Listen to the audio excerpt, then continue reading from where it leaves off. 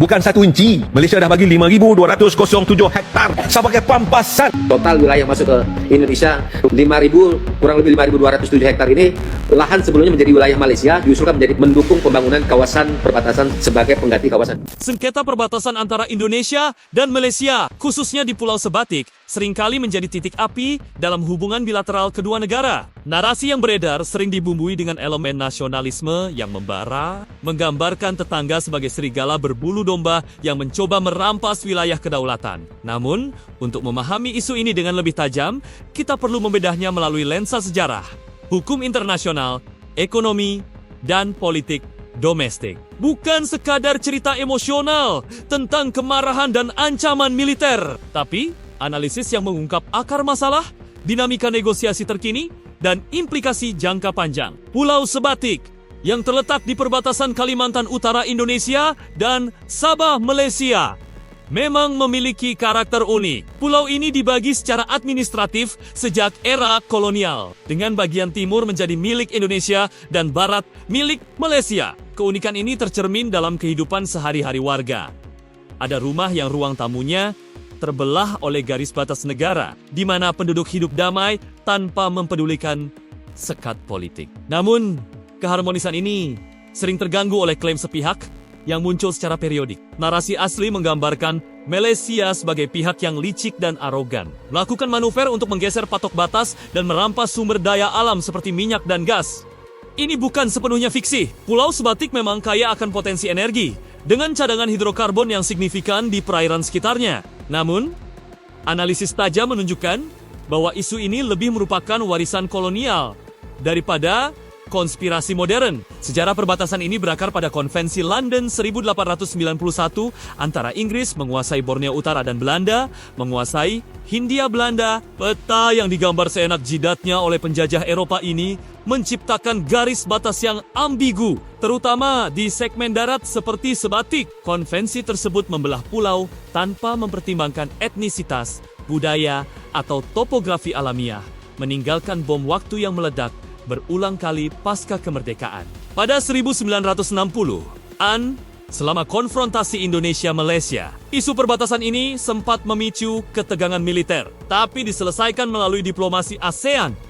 Kini, di era Presiden Prabowo Subianto di Indonesia, narasi nasionalis sering dibangkitkan untuk menguji kesabaran tetangga jiran. Namun, fakta menunjukkan bahwa perkembangan terkini bukanlah pencaplokan wilayah secara diam-diam, melainkan negosiasi teknis yang sedang berlangsung. Pada Februari tahun 2026, isu ini kembali memanas setelah laporan media Indonesia seperti Tempo mengklaim bahwa Malaysia menyerahkan 5.207 hektar tanah sebagai kompensasi untuk 3 desa di Nunukan Kampung Kabulangalor, Kampung Lepaga, dan Kampung Tetagas yang masuk ke wilayah Malaysia. Klaim ini memicu reaksi keras di Indonesia, dengan anggota DPR menuntut ketegasan pemerintah untuk melindungi setiap jengkal tanah air. Di sisi lain, Perdana Menteri Malaysia Anwar Ibrahim dengan tegas menyangkal tuduhan tersebut, menyebutnya sebagai kebohongan dan menegaskan bahwa batas ditentukan berdasarkan traktat historis, bukan pertukaran tanah. Menurut Anwar, setelah negosiasi panjang, Malaysia justru memperoleh tambahan 780 hektar di area Sungai Sinapet Sanggai Sesai dan 5 hektar di Pulau Sebatik melalui Memorandum of Understanding MO yang ditandatangani pada 18 Februari tahun 2025. Ini bukan pencurian, tapi penyesuaian batas berdasarkan survei bersama yang dilakukan dari 2019 hingga ke 2025. Analisis geopolitik mengungkap bahwa klaim ini sering dimanfaatkan untuk agenda domestik. Di Indonesia, di bawah kepemimpinan Prabowo yang dikenal dengan latar belakang militer, isu perbatasan menjadi alat untuk membangun citra ketegasan tanpa kompromi. Narasi asli menggambarkan Prabowo sebagai pemimpin yang marah, besar, dan memerintahkan pengerahan militer ke Kalimantan Utara dengan ribuan prajurit TNI, tank amfibi, helikopter, dan pesawat tempur disiagakan.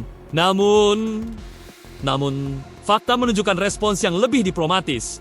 Kementerian Luar Negeri Indonesia memanggil Duta Besar Malaysia untuk protes. Tapi, tidak ada eskalasi militer seperti yang digambarkan. Ini mencerminkan strategi Prabowo yang sebenarnya. Bebas aktif dan non-blok, di mana Indonesia ingin menyelesaikan masalah dengan tetangga melalui dialog.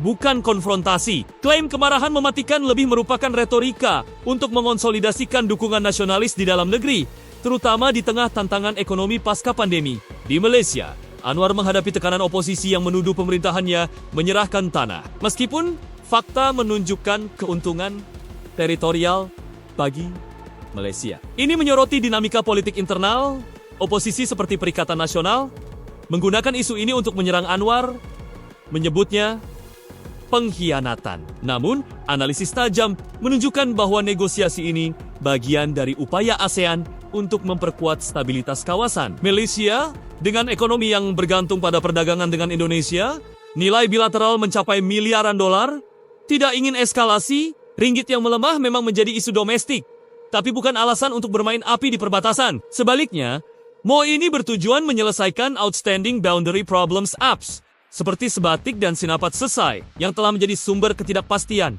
sejak ke 1969 dari perspektif hukum internasional. Sengketa ini diatur oleh Konvensi Hukum Laut PBB Uncelo 1982 dan putusan Mahkamah Internasional ICJ sebelumnya.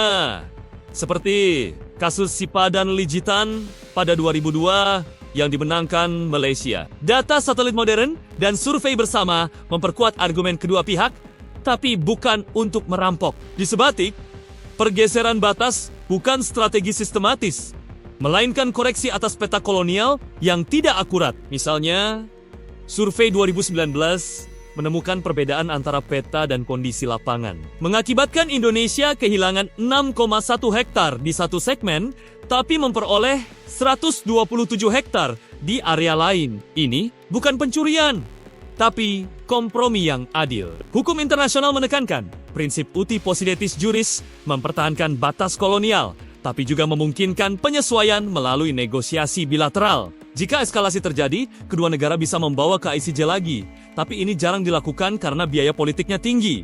Ekonomi menjadi faktor kunci dalam analisis ini. Pulau Sebatik bukan hanya simbol kedaulatan, tapi aset strategis. Cadangan minyak dan gas di Blok Ambalat dekat Sebatik bernilai triliunan rupiah, memicu kecurigaan bahwa klaim batas adalah upaya untuk menguasai sumber daya. Namun, fakta menunjukkan kerjasama.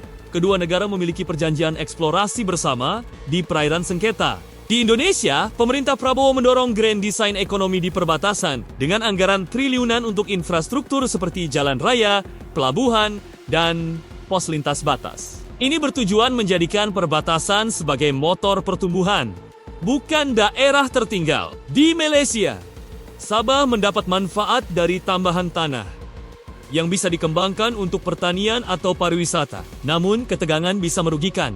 Bursa saham Kuala Lumpur sempat anjlok karena rumor konflik, meskipun cepat pulih setelah klarifikasi.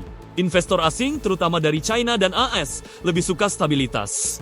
Eskalasi militer akan mengusir modal. Dari sisi sosial, warga perbatasan seperti di Sebatik hidup dalam ketegangan, tapi bukan karena provokasi dari utara. Mereka sering menjadi korban narasi nasionalis. Di Indonesia, warga menolak klaim Malaysia melalui demonstrasi, tapi juga mendapat bantuan sosial dari pemerintah untuk memperkuat loyalitas. Di Malaysia, rumah dua negara di Sungai Haji Kuning kini tak lagi jadi atraksi wisata setelah penyesuaian batas memengaruhi ekonomi lokal. Analisis antropologis menunjukkan bahwa identitas etnis seperti suku Bugis dan Dayak melintasi batas, membuat klaim demografis sulit. Pemerintah kedua negara menawarkan pilihan kewarganegaraan bagi warga terdampak, tapi ini sering memicu migrasi dan ketidakpastian. Media dan media sosial memainkan peran krusial dalam memperbesar isu. Di ke-10, dulu Twitter, postingan tentang sengketa ini sering viral, seperti klarifikasi dari akun resmi Badan Informasi Geospasial Indonesia yang menjelaskan penyesuaian batas sebagai hasil survei, bukan kehilangan wilayah. Namun, narasi sensasional seperti Malaysia mengkhianati menyebar cepat, membangkitkan nasionalisme. Di Malaysia, oposisi menekan pemerintah untuk penjelasan. Sementara di Indonesia, isu ini dialihkan dari masalah domestik seperti utang dan korupsi. Analisis media menunjukkan bias. Media Indonesia cenderung menekankan kehilangan, sementara Malaysia fokus pada keuntungan. Ini mencerminkan teori pengalihan isu dalam politik, di mana pemimpin menggunakan konflik eksternal untuk menyatukan rakyat. Implikasi jangka panjang, tanpa eskalasi militer seperti yang digambarkan dalam narasi asli, di mana TNI siap menerkam dengan kapal selam dan artileri. Hubungan bilateral tetap kuat. ASEAN memainkan peran mediasi, mencegah konflik menjadi perang. Namun, jika negosiasi mandek, risiko meningkat. Blokade ekonomi atau lobi internasional bisa terjadi. Malaysia mencoba melobi persemakmuran, tapi negara adidaya seperti ASEAN lebih memihak Indonesia karena peran geopolitiknya di Indo-Pasifik. Prabowo, dengan pengalaman militer, paham risiko, konfrontasi masa lalu 1963 sampai 1966 merugikan kedua pihak. Oleh karena itu, sikap tegas tapi damai lebih realistis. Kesimpulan, sengketa sebatik bukanlah cerita hitam putih tentang pengkhianatan, tapi kompleksitas warisan kolonial yang diselesaikan melalui diplomasi. Narasi kemarahan dan ancaman militer sering berlebihan dimanfaatkan untuk politik domestik. Dengan analisis tajam, kita lihat bahwa solusi ada di kerjasama, bukan konfrontasi. Kedua negara, sebagai serumpun, harus fokus pada manfaat bersama, stabilitas perbatasan untuk pertumbuhan ekonomi dan keamanan kawasan. Jika tidak, bom waktu kolonial akan terus meledak, merugikan rakyat yang seharusnya hidup damai.